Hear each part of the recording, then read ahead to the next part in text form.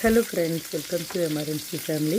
இன்றைக்கி காலையில் வந்து பார்த்திங்க அப்படின்னா எண்ணெய் கத்திரிக்காய் செய்கிறதுக்காக எண்ணெய் ஊற்றி கத்திரிக்காய் வந்து வேக வச்சுட்டேன். இதில் வந்து டர்னப்பு, பாசிப்பருப்பு, பச்சை மிளகா, உப்பு சேர்த்து வேக வச்சுருக்கிறேன். சாதம் வந்து வடிக்க விட்டாச்சு. இப்போ டர்னப் பொரியல் வந்து தாளித்து விடுறதுக்காக கடுகு, ஜீரகம், கருவேப்பிலை, வெங்காயம் சேர்த்து நல்லா வதக்கி பொன்னிறமாக வந்ததுக்கப்புறமா இந்த பொரியலில் வந்து சேர்த்துட்டு நல்லா வந்து மிக்ஸ் பண்ணி எடுத்தோம் அப்படின்னா டர்னப் பொரியல் வந்து ரெடி ஆயிடுச்சு. இது வந்து ஓரமாக வந்து அந்த சைடு எடுத்து வச்சுக்கலாம். ஜீரக தண்ணியும் குடிச்சு முடிச்சாச்சுங்க. இங்கே கத்திரிக்காய் வெந்துட்டுருக்கு இல்லையா, இதுக்கு வந்து ஒரு மசாலா வந்து ரெடி பண்ணிடலாம்.